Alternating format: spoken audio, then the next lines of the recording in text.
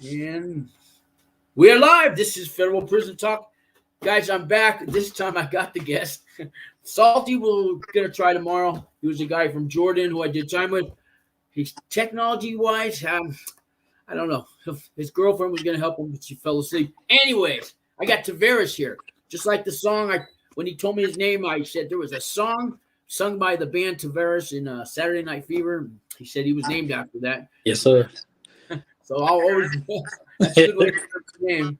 But hey, he's laughing right now, guys, but he's got to go to prison, man. 18 months he got sentenced to. And Tavares, you want to tell everybody what happened, what you're going through? You've been on pretrial for a few years? Oh, man, I've been on pretrial for about between 18 to 20 months right now. And it's been a headache, man. I mean, it's like every day you don't know what to expect.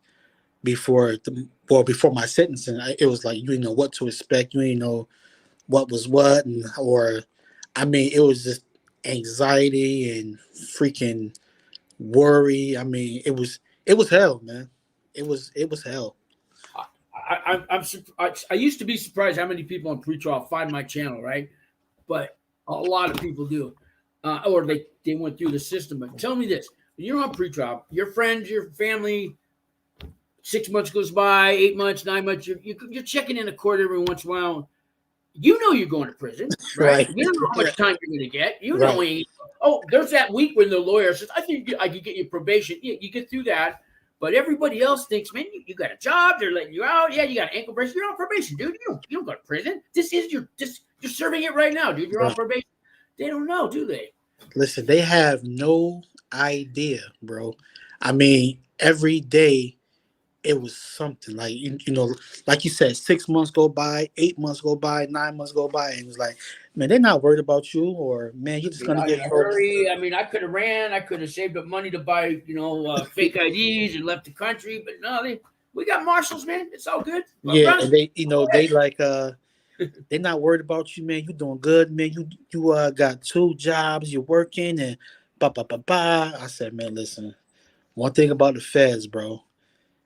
You're going to prison, no matter what. Like 9 times out of 10, like if a case like what I had, bruh, it's very, very low percentage that you're going to get probation. Yeah, those are guys that maybe a drunk driving through a government park or something. It's stuff like that. Like they just indicted Trump, man, and I hate to say it. I think they're going to give him some time, man. I don't know, but he'd be the first one not to get the time. Right. But I don't know how they're going to treat that, man. But and they drag it on. They'll drag it on for 10 years on him, probably. Yeah, man. But I mean, that pretrial is like it's hell, bro. Because you don't know what to expect. You don't know, like you just don't know. It's that feeling of not knowing. For me at least, and I'm sure for a lot of other people. It was that feeling of not knowing what's going to happen once the sentencing date came.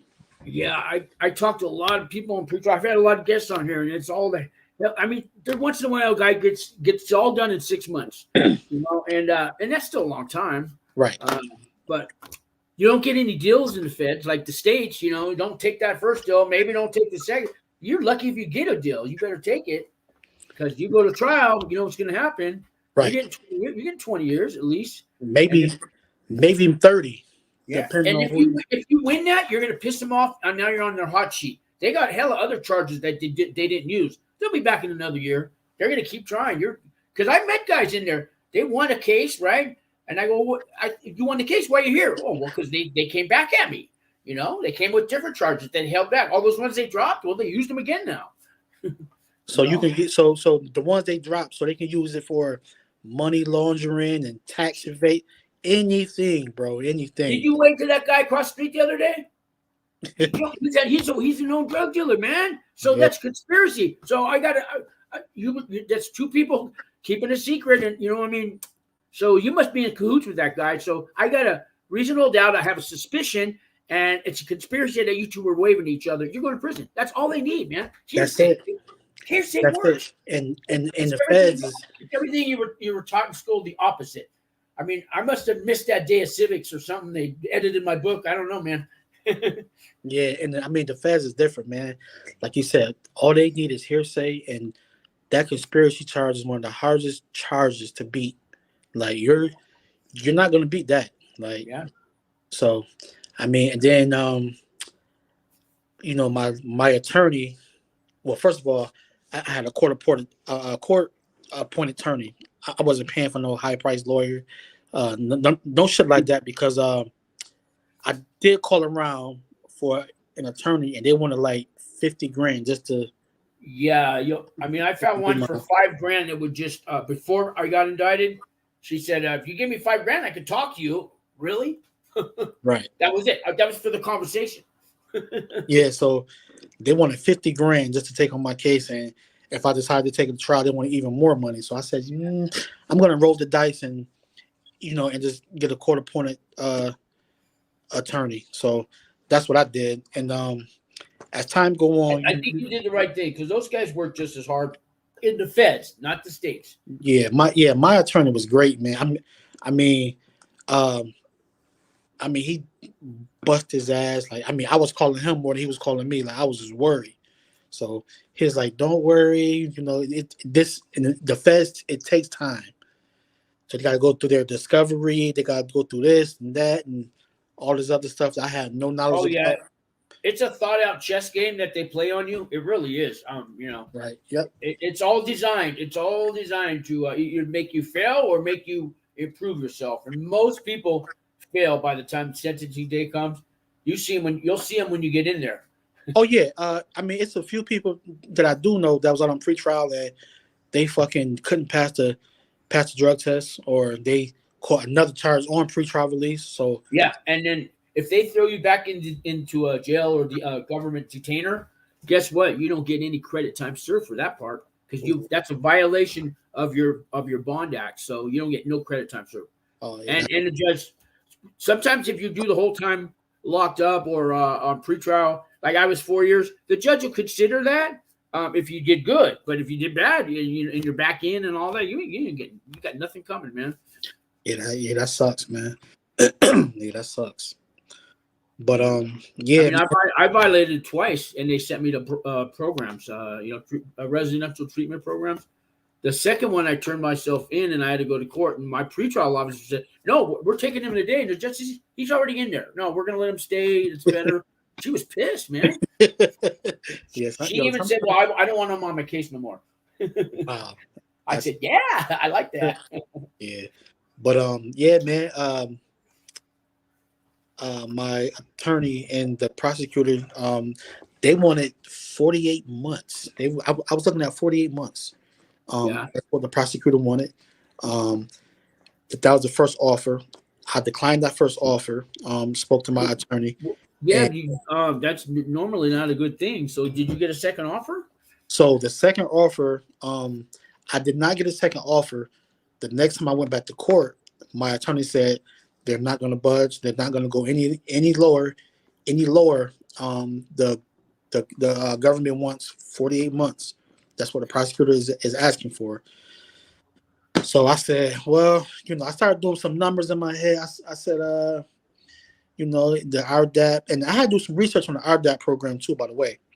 Yeah, I got a lot of that too. If anybody wants, I can email you stuff. But yeah, so I was doing some research on the RDAP program. So it's 12 months, and another 6 months off of that. And yeah, you need at least a 2-year sentence to get in, though. Absolutely. Yep. So I said, you know what? I'm going to accept the plea because I'm not going to trial, because going to trial was that was a no-brainer. No way possible I was going to trial. I was caught red-handed, and I said, well, just forget it. I'm going to take it. How long did it take you to get to that state of mind frame that you're at right now? Because it's kind of like when somebody dies and you go through denial and anger, you go through those stages. So you're past the denial, you're past the anger, right? So you're probably at one of the last stages of accepting what you did. So how long did it take you to get to this where you're at right now? It took me about a year, man.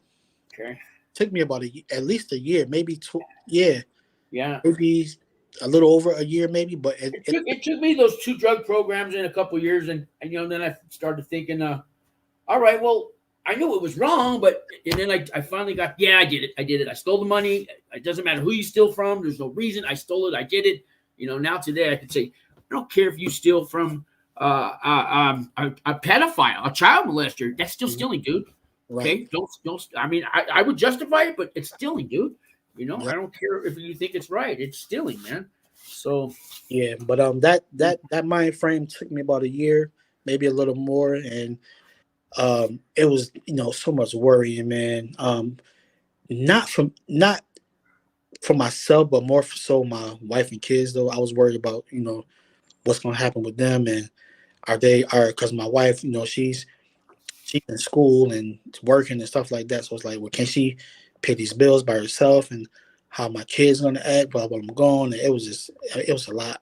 See, I work for a nonprofit. We deal with that every day. The husband or the wife, they're in prison, or the son, or all these kids, and the rest of the family's left high and dry. And you know what?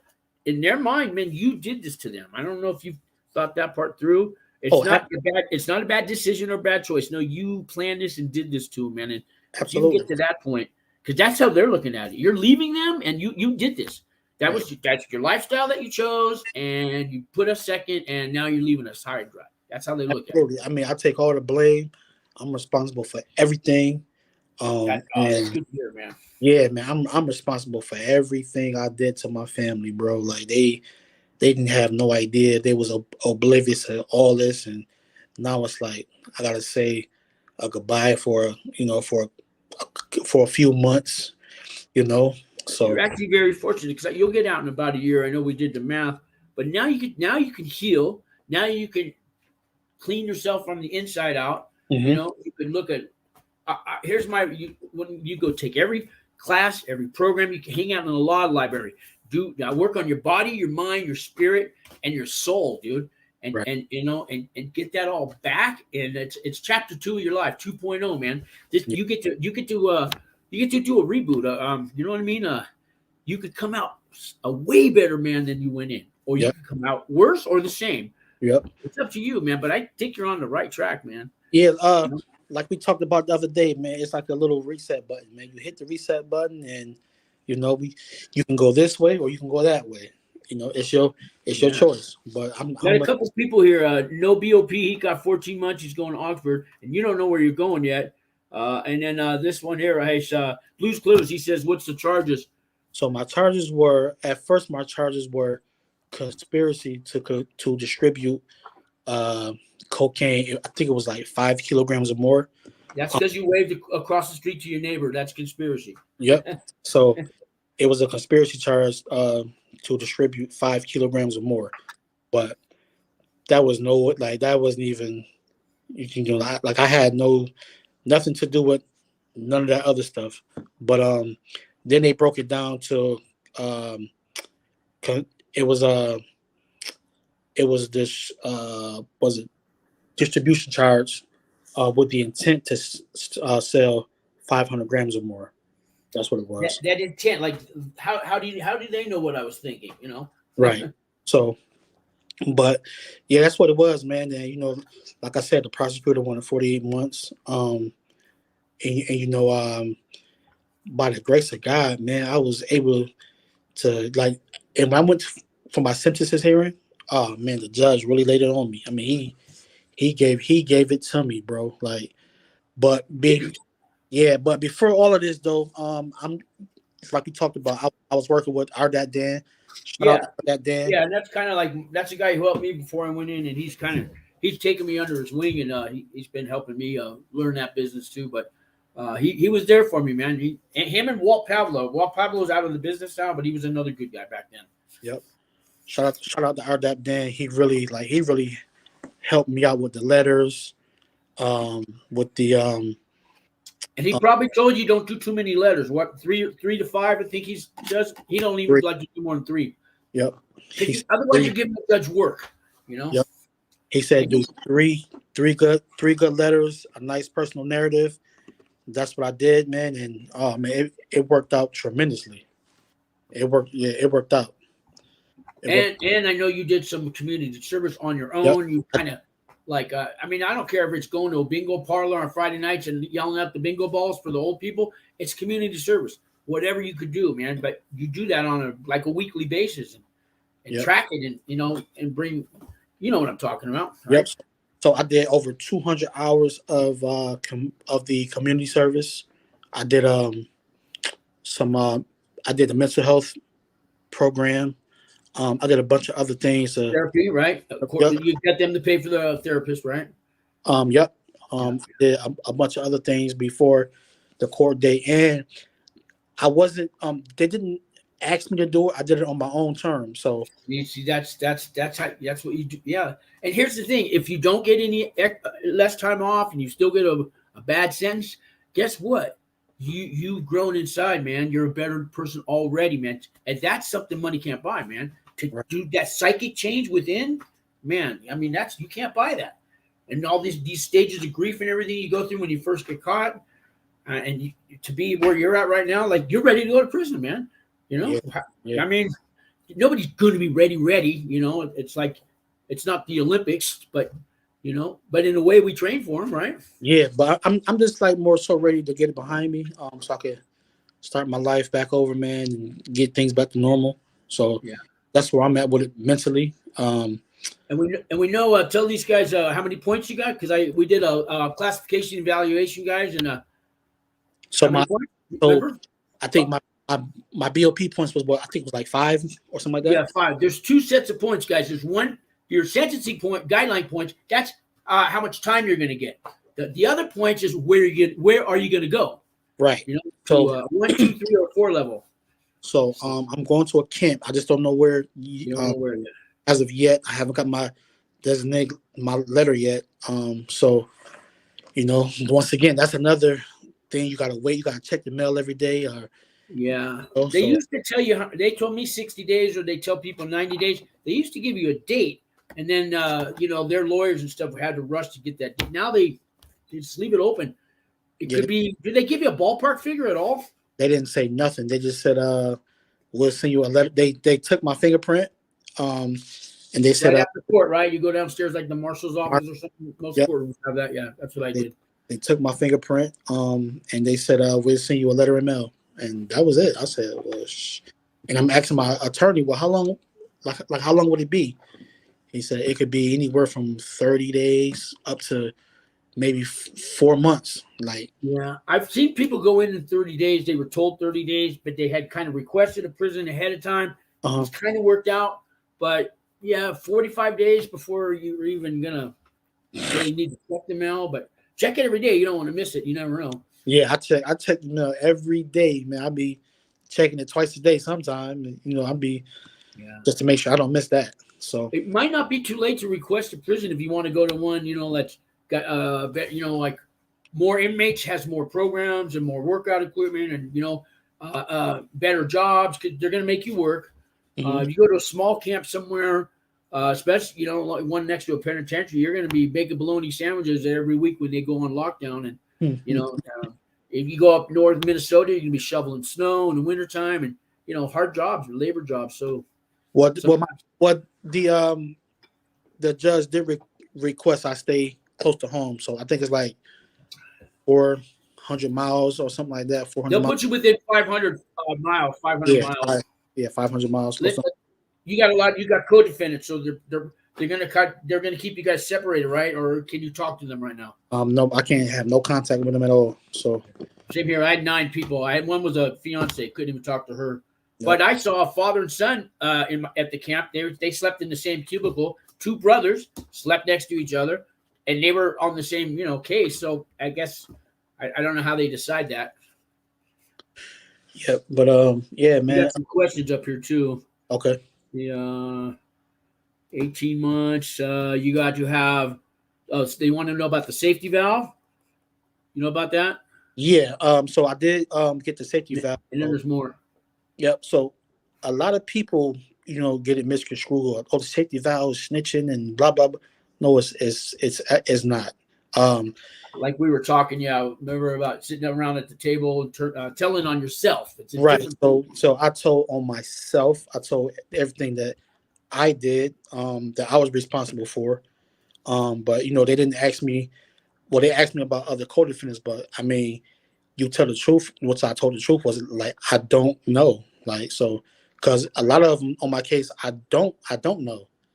So and with a conspiracy, they just put everybody on one sheet. Like okay, well you, this person, this person. So, but before that, I'm looking like, well, who the hell is this person? Like I don't know. I don't know this guy. So, Yeah, but you got to be careful if you take that accountability, the responsibility thing, because like me, 8 or 9 of their lawyers and my, public defender, they got really mad at me because they were asking me, well, we got a picture here of this guy, and we know that you and him had money. And I go, I told my lawyer, I'm only talking about me today. And they all huddled up and they said, we're gonna leave the room. And then they came back and they said, maybe we shouldn't be doing this today. It sounds like you're not gonna cooperate with us. I said, I'm going to cooperate with you just fine on anything that has to do with me and the crimes that I committed. exactly. Period. Don't Right. they try to twist you? Yeah, Well, that's we know that the thing you that were David after you got that money. You and David took off in the truck, and I was supposed to go. Who's David? Oh yeah, well David, he's a friend of mine. They're looking for you to slip. So that's one thing they would try to do. They would try to twist things around. Yeah. Because they listen, when the feds got you, they got you, and they already know who you are affiliated with, who you know, and they know. So, yeah, they know the answer to everything. They're just trying to get you to, so they can add it to your case. And if they can trick you to get something new out of you, like David, I haven't seen him in 2 years, man. He moved to Texas. yeah.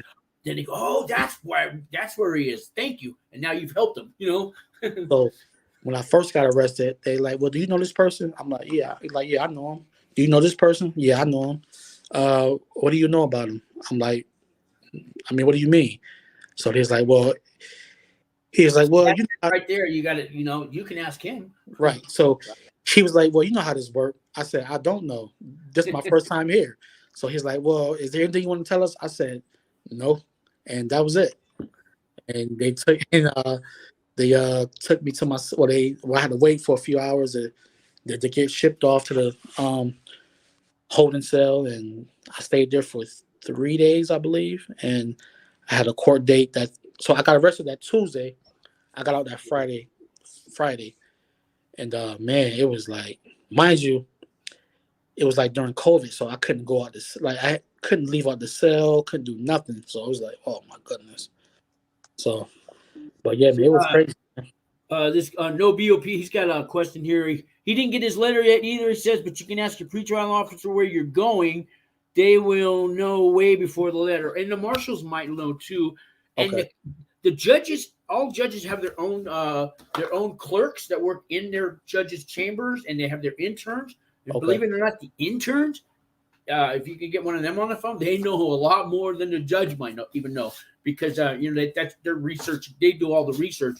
The judges, he's got his thing on sentencing and all that. But even the interns are big helps if you can get to know one of them.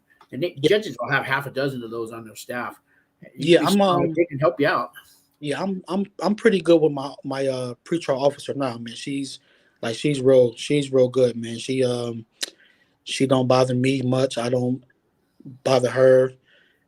She told me, because I had one before and they switched it, so I have a new officer, and I got the letter in mail saying, yeah, your officer been changed, blah blah blah. So I called her, and me and her spoke on the phone. I just wanted to introduce myself to her. And she said, well, I heard good things about you. You're not a bad guy. You just made a bad mistake. And, and I owned up to it. Me and her spoke about the situation. And, I just go in there once a month, man. I report. And, that's pretty much it. Yeah, it can be like that, or it can be, mine was nice in the beginning. And, I screwed up, gave her a dirty test. After that, she was on me all the time, Yeah. I went to they switched. I got a new pretrial officer one day, and I found out what happened was she had an old client that went to prison, got out, and she hooked up with him, and they moved it. She let him move in with her, and she was waiting for him to get out the whole time. I guess they fell in love. She quit her job, man, for this guy that got out of prison. That she was his pretrial officer. Well, shout out to him, man. Shout out to him. I don't know if they're still together, but that was before I went in. But stranger things have happened, man. Yeah, man. You know, things like that happen, man. I see it a lot on the movies, but I've never seen it or heard about it in real life though. So I know a guy. There's a guy that's living with. So we all worked in the food service, and they have different staff. They're kind of different. They're not really guards in the food service. They're, I guess it's administration staff, but they're food service. And there was a couple. We had a lot of women there. So I know a guy that's he got out of prison, and one of the women let him stay at her house while he's on probation, and I guess nobody knew. And as far as I know, they're still together. oh wow. He had nowhere to go. She was kind of letting him stay there, and I don't know how they worked it out. She didn't have to quit her job. She just couldn't talk about it. So, Well, yeah, shout out to him, man. well, we also had a lady that was caught having sex with the inmates. Oh wow. And with the men, and she used to flirt with us. I remember our break. We're looking at like People magazines and stuff, and there's some kind of swimsuit edition. And she goes over and she goes, "Why are you looking at those women when you could look at these?" And she lifted up her shirt and showed us and walked away. She goes, now who's looking at the magazine? And so I'm like, she was like that, man. This is, that was at the Supermax. I worked there in the daytime. And if anybody's watching this show, you guys know the guy who she had sex with. He even has called me up too and told me what happened. Because I had just got to prison. I was only there a month, and this is already going on. So, yeah, man. She ended up getting, I think, 2 years in prison herself. But they let her work for a while they investigated. They put her away from all the other inmates over at a training center, and then she got 2 years. And her husband worked at the prison across the street from her. I guess her husband just wasn't taking care of her needs. Right. But it happens with women, But men right now are really, man, they're raping those women, and they're doing bad things to the women. I don't know if you've heard, especially last year, they cracked down and they shut down the Atlanta, the federal. What's the one in Atlanta? That's all closed now. The women's one. Yeah, yeah. They've been like before the situation happened. I'm oblivious to all this like federal and prison. I got a few friends that did some time in the feds before, but mainly in the state. But I didn't know nothing about this, so I had to do a lot of research, man. And I watched tons of videos, and oh man, you'll notice they don't allow cameras in the federal prisons. You can see a lot in state prisons, but it's hard to get a picture out of there. They just don't let the media. You don't even see journalists come in there. They keep everything hush hush, man. Mm-hmm. So you can see the outside, but to get an inside picture, man, you need an inmate with a cell phone or something. Yeah, I came across your channel, RDAP Dan. What's my guy name? Larry Lawton. Larry Lawton. I do comments, but he's just too big. He won't. Hey Larry, what's up, Larry, man? Yeah, Larry Lawton. I came across his channel, and he knows all about the penitentiaries. He doesn't know a whole lot about the camp because I've seen him talk about him. He's close, but it's a different world where you're going, my friend. Yeah. Me and you could sit at the same table and have lunch every day, and nobody will have a problem. Me and you try that where Larry went, and ain't gonna fly. Yeah. And it was one more guy. I think his name was Brandon. He was. Yeah. He's an insider or something. Federal insider. Yep. Yeah. So I came across you guys. Frozen.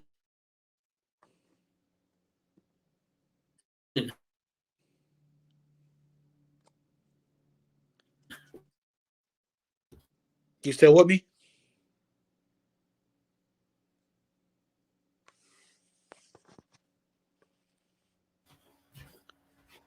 Sean, you still with me? Yeah. I'm grabbing my Ethernet cord. I'm gonna try that. I don't know what happened there. It just everything spun out. Put this on Ethernet. Yeah, but I came across you guys. Also, there was Count Time. If you remember him, he sent me a few messages. He wants to. He's been out of it for about a year now. It's called Count Time. He's a Filipino guy. He did federal prison right.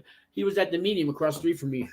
Okay. He had a show going for a while. He probably maybe caught the reruns, but there's a few federal guys out there. Yeah.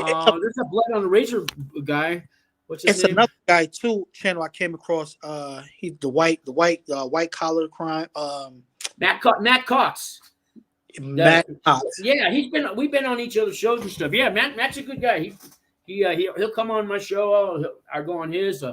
He's a good dude. Yeah, He's totally made a turnaround. yeah. For him, he's used to just making thousands of dollars. Now he's struggling, and he knows what a dollar means now. Oh yeah. I mean, I was pretty much the same way, man. Like just spending money, just had no care in the world, just just blowing money fast, man, as they can say. But it definitely caught up with me. So I that's was what. living at a homeless shelter when I started doing all these taxes. I didn't really care what happened to me at the time. That's where I ended up. So Yeah. yeah. But I did care after I made money and all this stuff and got on my feet again. But Right. I forgot at the time. Let them catch me. What are they going to do? Feed me and give me 3 hots in the cot? Man, I'm homeless. Go ahead. But Right. that changed real fast, man. The money came too fast, man. It was too easy, man. I knew there was something wrong. I'd get all these refunds for people who never had a job. So how long you said you ended up doing? Was it 52 months. 52 months. Yeah. 52 months? Okay. Yes, I did. I falsified what they did for a living. I mean, I had prostitutes, drug dealers, and coppers, thieves, and homeless and tweakers.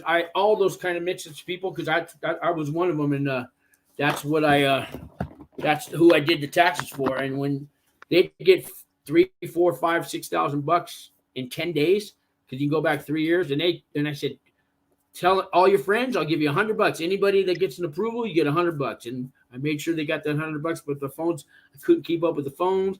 I had 3 or 4 people just to answer phones. I had to teach people. We got the whole neighborhood of Oakland and San Francisco. All the bad neighborhoods were calling me, man. So your phone was ringing off the hook. Oh, off the hook. So that's why I had 9 co-defendants that they know of. There was more. Mm-hmm. I'm glad they didn't catch all them. Right. Yep. I think 5 of us did time. So the other ones, I know they cooperated. It is what it is. Yeah, you know what, man? A lot of times, man, that comes with it. That comes. And when you go to this camp, man, you can call them snitches or whistleblowers. They call that. That's kind of the same thing. But my girlfriend at the time, fiance, she wore a wire and tried to get some information on me. They were going to take her kids and stuff. She told me about it a week later. She goes, I got to tell you something. When I was talking to you last week, they made me wear a wire, and I was trying to get a better deal. I told her, if you never met me, you wouldn't be going to prison. Okay, you might have been living not too. You were living kind of a criminal life, but this brought you in a whole nother league when you met me, and I taught her the business. I said, you go ahead and get the best deal you can. I told them everything anyways.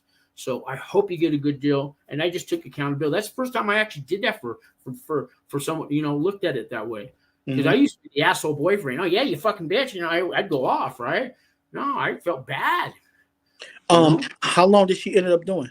29 months. 29 months. I don't know what her original charges were or anything, but everybody with me, I taught them all how to open up their tax business and brought them down to get permits and to pass a test to be a paid taxpayer. I thought I was the shit and it was all legal. It was too easy, man. And I've never even been to college, man. A caveman could have done what I did. Really, it was just copy and pasting was what we did. There was no brains behind it. Yeah, we all thought we was a shit, man. To be arrogant, at the same time, and we thinking we're not going to get caught, and this and the third. They're going to catch you. They're going to catch you. And when they do, they have all the documents. They have a list. They have a book. 15,000 pages of discovery. I'm like, what? They have a book. It came on a disc, and I didn't even get to look at it more than an hour at the office of the public defender. 15,000 pages. It took me 5 years just to read all that. But yeah. I gave up after a while. You know what? Yeah, they got it. Yeah, it happens, man. But I'll tell you this: they were watching me for at least 6 months, and I was getting high at the time, and you get a little thinking. I think somebody's over there watching me. All that stuff was true. There was a guy in the car. because he was the guy that came in and when I got the house raided, they had a fake owl in the tree with a camera in it. They told me what I just did on the computer 10 minutes ago when they came in the house. So they do watch you. They can see you through your cell phone, all that stuff. When it comes to the feds, and you're worried and you're doing a crime, they probably are watching you through your phone and your laptop. I hate to tell you guys this, but that's how they work. Yeah. Not on the state level. I don't think they have the money for all that surveillance, but Yeah, but yeah, man. I mean, it's once they got you, brother, they got you. Like, yeah, they do. you can't lie about it. You can't say it's you because they have audio, they have video, they do their surveillance, and they know. Plus, you're already indicted. You don't get to go to that party, right? So you're already guilty. Now you got to prove your innocence. An indictment, I think it's 24 or 18 juries, and they're not a jury of your peers. They're like a regular paid jury that they call up every few weeks or whatever. It's the same one. You'll never get to meet them. You'll never get to argue your case. You can't have your lawyer go there. No, this is all behind your back. And then they just decide because somebody has, a suspicion that you did something. An indictment is a hell of a lot of. I looked up that word. I don't know how many times. It's a hate crime word, if you ask me. You know what I mean? They do this all behind your back, and then they tell you, "Hey, we found you guilty. Well, we'll give you some time to prove your innocence, and if you're not violent, we'll let you out on pretrial. And if you screw that up, we'll lock you up. And then when we're all done with that, we'll have sentencing, and then we'll really lock you up." I mean, really? This is our government, man? Yeah. So you were pretty much in a lose-lose situation. Yeah. We're in a lose-lose situation. And one thing my lawyer told me, he said, "Don't lie," because they know. That's like 5 years in prison for lying. Yep. They know. He said, "Don't lie. Be truthful." That's all right. And they'll try to catch you on that, every little thing. And so when you do your pre-sentence report, that's very important because they can catch you on a lie later. Well, you wrote here in your pre-sentence report that you only were married once. Who's this other lady here? And she owns 3 houses and all this. What's going on? You know what I mean? You got to be very careful on that pre-sentence report. They want to know everything. They want to know what time you shit, what time you take a piss. Yeah, I know. They asked you what your dog's name were. Did you have any pets? What were all their names throughout all your growing up? And how many times were your parents married? And how many girlfriends did you have? Did you ever hit them? How old were you when you first tried drugs? If you didn't try drugs, did you ever steal any money from your family? All kinds of questions, right? Yeah. Remember that? Yep. So, but yeah, man.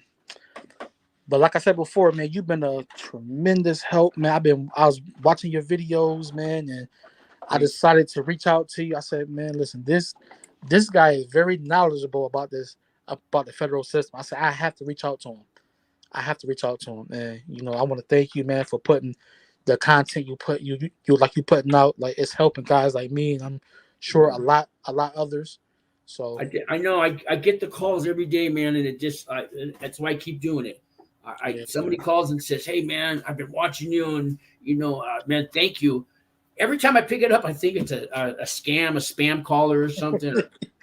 Somebody from my how much do I owe you? No, I get those. Wow. Yeah, man, and but I was working with RDAP Dan. I watched a ton of his videos, and I decided to reach out to him, and like he just gave it to me straightforward. I mean, he's been a tremendous help. I mean, he hasn't been, communicate with me a lot, but I'm sure he got other clients to tend to. But he's been a help though, man. But the letters, the character letters, I do that too. Dan tells me I kind of do too much because I tell you, give me the names and the phone numbers of the people you want to write the letter, and then I call up your aunt or your pastor, and I tell them, "Hey, Joe just hired me to help you write a character reference letter." And then I work with them on that. And Dan says, "That's too much work," but he says, "I did the same thing in the beginning." That's how I feel, though. I want to take the stress off you, man. Just give me their name and number. I'll call them. Hey, I'll show you the finished product. You don't like it, we'll edit it. But you've got enough to worry about, man, and have to. Yeah.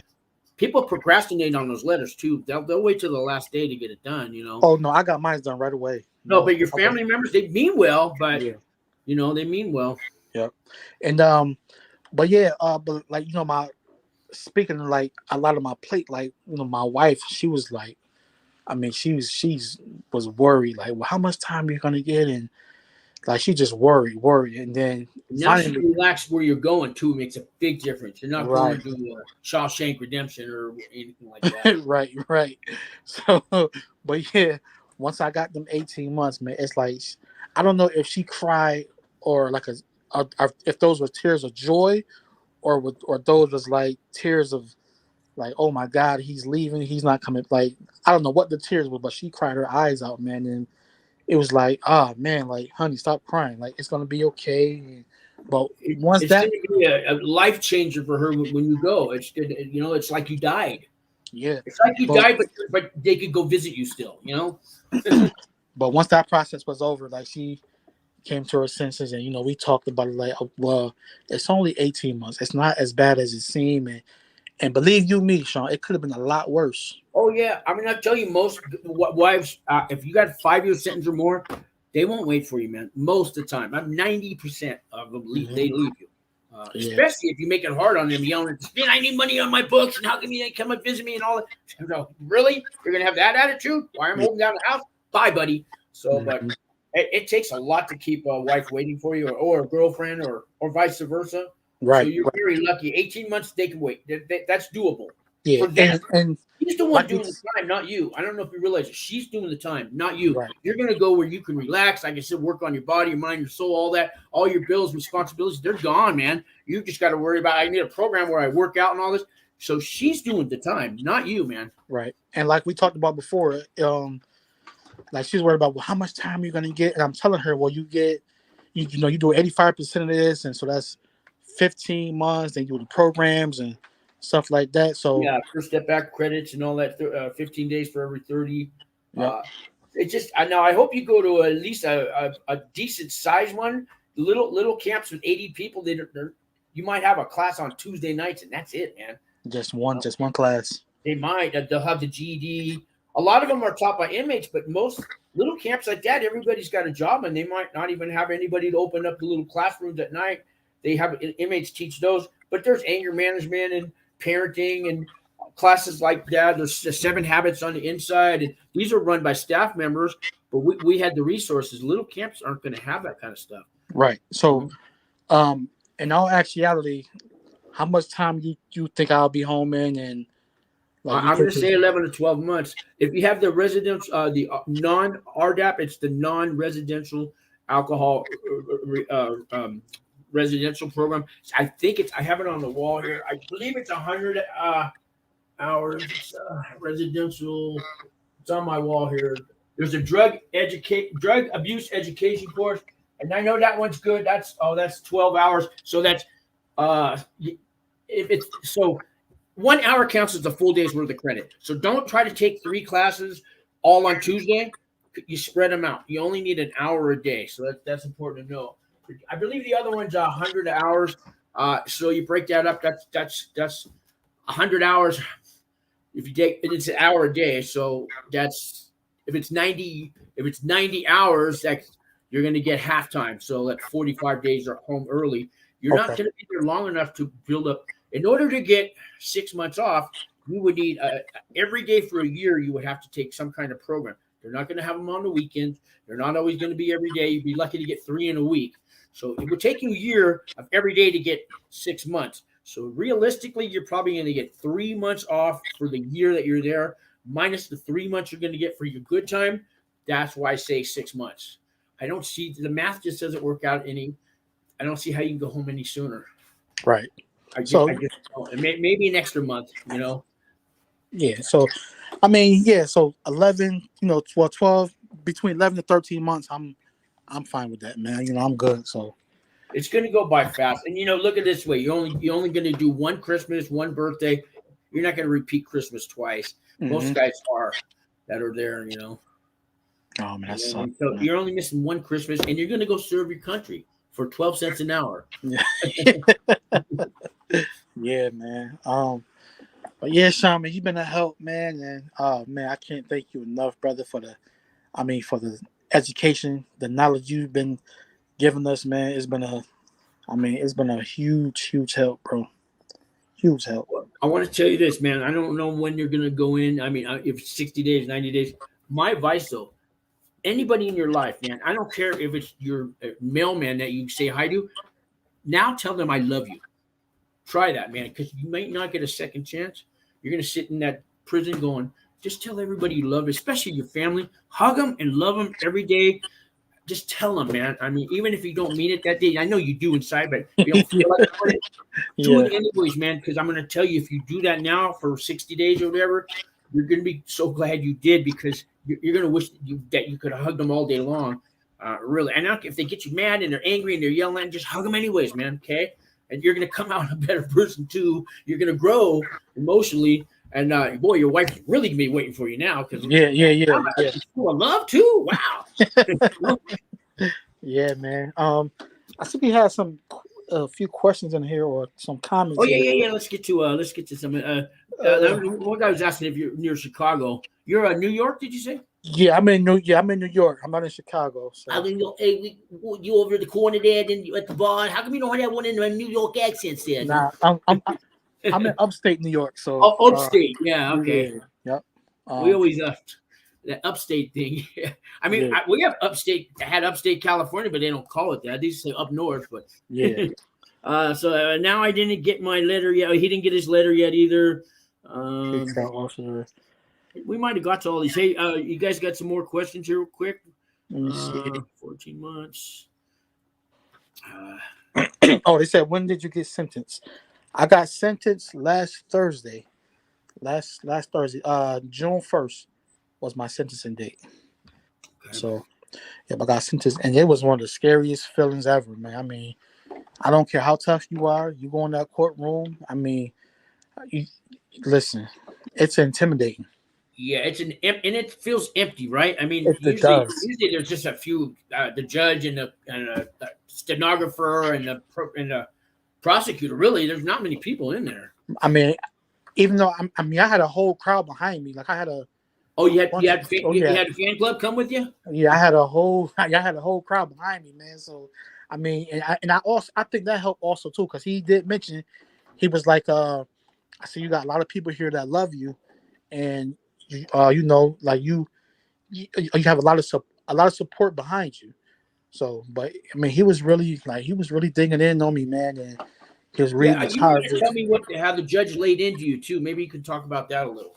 Yeah, so I mean, he was just saying, well, you know what you did, and blah blah blah, and there's no excuse for your actions, and like he was reading off everybody that got sentenced already, reading off their charges, and he was reading off the months that they were sentenced to. So I'm like, shit. So he reading off 88 months here and 90 months. I'm like, oh my goodness.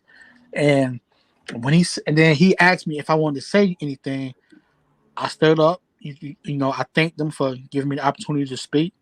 I also thank my attorney for working with me. And I mean, I just gave it to him, man. Like, I just told him how and sincere I was, and I apologized to the city of Rochester. I apologized to my family for just doing things I had no business doing, and I took full responsibility for everything. I like that you apologized to your family on sentencing day in front of the judge, because you had maybe better things to talk about your life, and you put their life.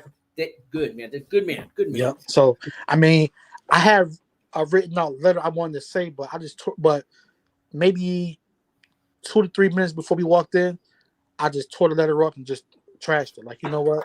That's what I did. I did this. I had a letter in my hand, and I said, Judge, I ripped it up, not to be dramatic, and I said, look, I just want to tell you what I'm feeling, and I went on, and she appreciated that. Yeah. You couldn't. What I did was on the spot. It wasn't like an actor rehearsing for a movie. It wasn't it wasn't premeditated. I didn't plan to rip the letter off and do dramatic things. It happened. I was shaking. I was nervous. And judges see that when you're shaking and you're nervous, they know the truth is coming out of you, man. If you and they're all, hey, Your Honor, on Tuesday I came here. I got indicted. If it's all like pre-rehearsed, get this guy out of my courtroom, right? Yep. Now it's okay to practice. I do on Zoom calls and stuff. We'll rehearse and we'll role play. With the clients I get, I'll be the bad defendant, the good defendant, the judge. I have them do it. That's all great to get you, because it's a big day coming up. But when that day comes, man, yeah, like you said, maybe write something down, but don't memorize it, man. Yeah. But don't memorize it, man. Speak from the heart. That's my advice. I mean, I didn't show it, but man, my nerves was, oh man, I was nervous as hell, and then my family was, and my I'm gonna tell you, that's the one day you'll never ever forget sentencing day. As long as you live, you'll never forget the day you got sentenced, man. Right. And something my wrong family, with you. and my family was like, yo, you wasn't nervous? Like, yo, you didn't look nervous. I said, listen, I was nervous as hell, but I was trying to keep it together. I was trying to keep it together. But there's like, well, you didn't look too nervous. I said, man, listen, if you could put yourself in my shoes, you'd have felt every nerve that was in my body. So that's also the day that changes the rest of your life. For you, I see it happening in a better way. You'd had all that weight on the pretrial, and you got to think about how you live your life. And that day, the weight's taken off, and now what are you going to do? It's time you get a second chance at life, man. You get to clear all your past away. Let the other people remember that. But you're going to go serve your time to pay your debt, man. And while you're there, man, you could come out so much. I'm so glad I went to prison, man. I told you I was in a homeless shelter there. I was on the road to nowhere. wow. Okay. Nobody like you would have ever called me up the way I was living my life. Prison, it helped me. It saved me, man. Yeah, and a lot of people say that, man. Do it again, no problem, man. Yep. A lot of people say prison helped them, prison changed them. Like, a lot of people say that. But you got to do the work there. You can't just lay back on your bed and say, "Oh yeah, I did a year. Well, I'm changed." No, it doesn't work that way, man. Yeah. But back to the judge though. He was reading off charges, and I had to say, I had the chance to say something, and he was like, "It sounds like you get it. It looks like you get it. I appreciate the work you did before, sentencing, blah blah blah." And he said, all the work you put in, I'm going to sentence you to 8 to 18 months. And for me, I said, yes. It was like if somebody could have blew up a balloon and just let it up, just like you can exhale now. I get it. And there's people that argue with that. Oh, don't do anything extra. They're just going to they're going to give me 10 years anyways. No, man. If you put in that work, you're going to start to change, and they'll feel it. They'll know it. You do all this, and you haven't even been sentenced yet. That shows that you're going to change. You're changing now. So they don't need to give you the whole sentence. Some judges are going to be assholes, but most of the time they're going to see that you put in the work, man. And like I said, if all else, if they give you the maximum, you're still a better man. Money can't buy that, man. Money cannot buy that, man. That's you work on yourself and you change yourself. That you can't buy that, man. That's worth its weight in gold right there, man. And I would recommend that to anybody. Like, put in the work. Like, don't be fooled by, the judge's gonna already give. Like, he know how much he's gonna give. No, put in the work. Put in the work before. Judges use their power in the feds, not in the states. The judges will surprise you every time. They piss off the prosecution. I don't know how many. At least half the cases, the prosecution is why I don't get why he got that amount of time. And sometimes they give you more. Sometimes they give you more time. Yeah, 15 years for I don't know, 2 ounces of marijuana. He was on my show a month or two ago. 15 years, 18 years. Judge threw the book at him because he did everything that we just talked about. He didn't do that, and he pissed off the judge. He learned at the very end. He started to wake up, and that's why he called me. It was kind of too late though. He already got sentenced, but he still has a chance to turn it all around now. But it's got a long time to do, man. Yeah, but I would recommend that to anyone. Put in the work. Put in the work because it's gonna help you in the end. It's gonna help. It's definitely gonna help. So. Yeah, and there's little tricks. RDAP will tell you.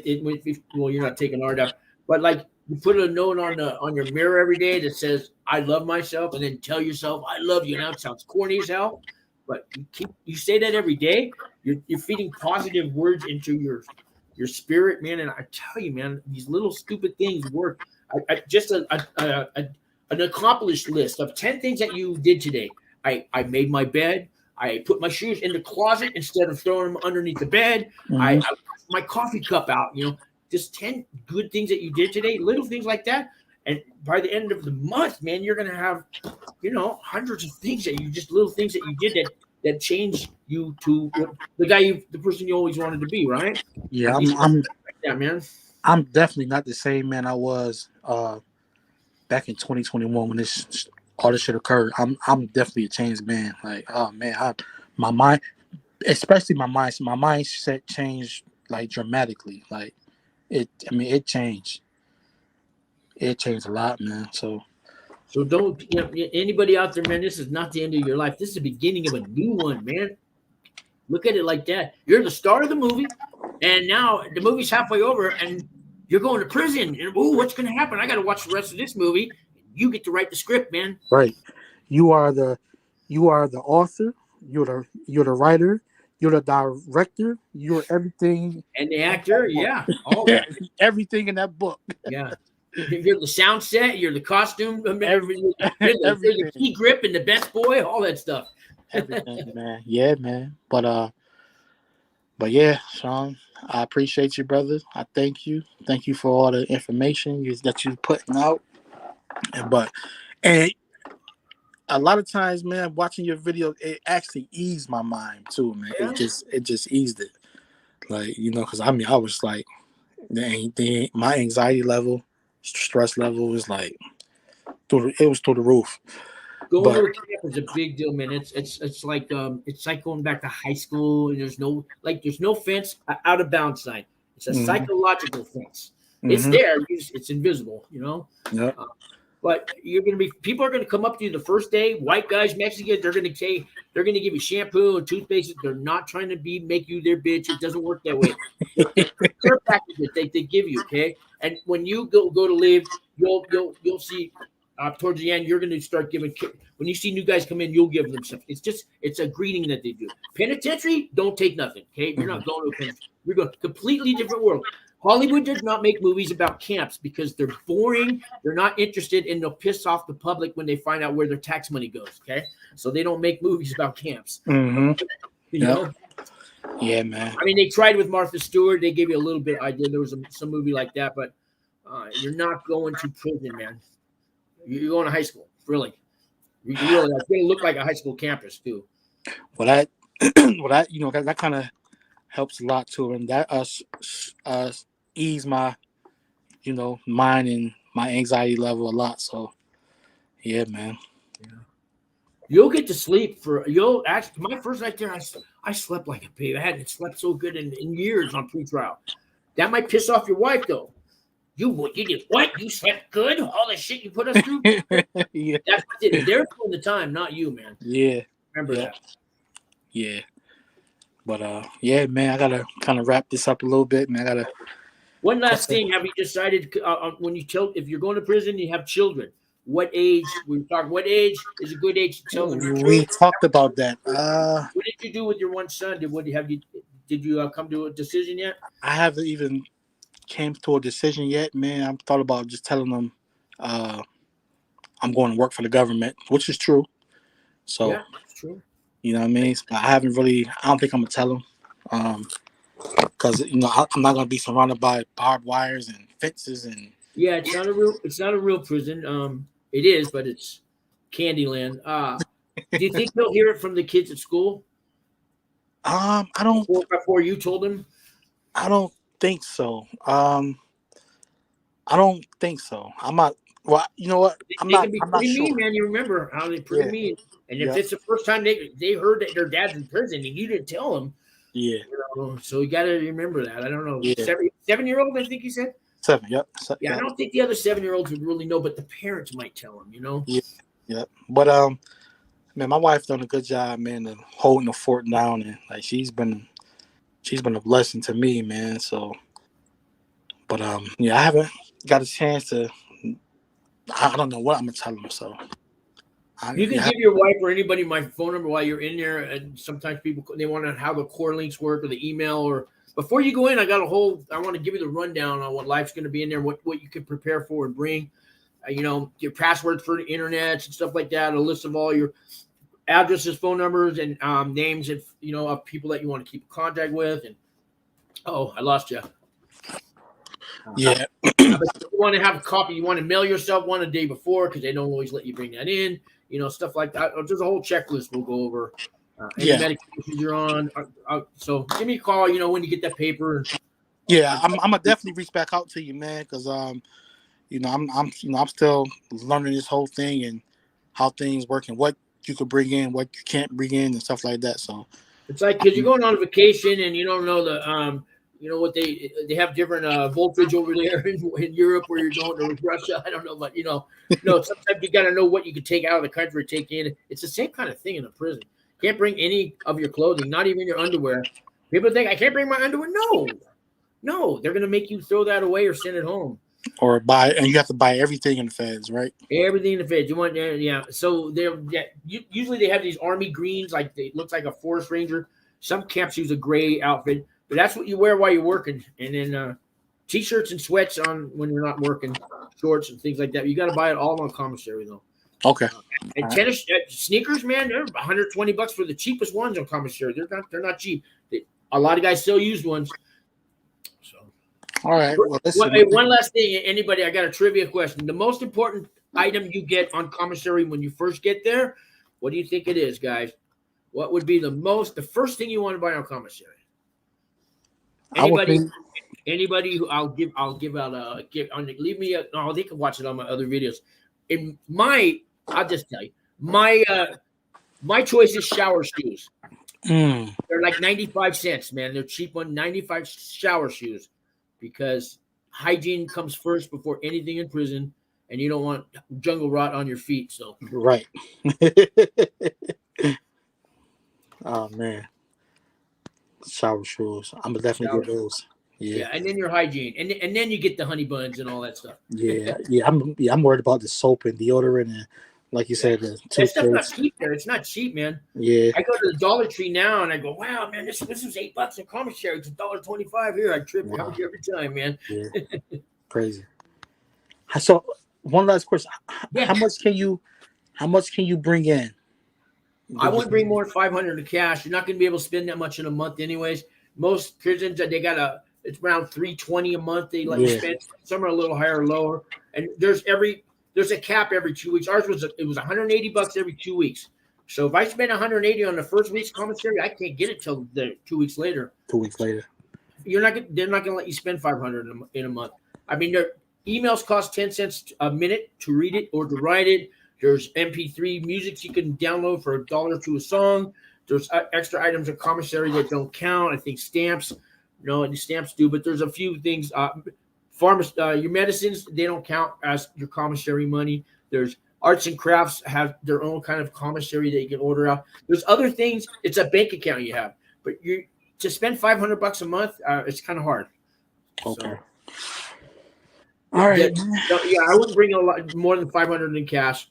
I've never heard of them ever losing anybody's cash when they self-surrender. I've never heard that. I know it's had to happen, but I haven't heard that. Okay. All right. Well, all right, man. Keep in touch, and thank you for coming on the show. Thank you for having me. For the world as you say goodbye and venture on to your new journey. Thank you for having me, man. I appreciate the interview, man. Thank you. All right, Sean, I'm gonna talk to you soon, brother. You gave a lot of good advice tonight. Thank you, Tavares. I'm gonna go listen to the Saturday Night Fever soundtrack now. All right. Yep. All right, man.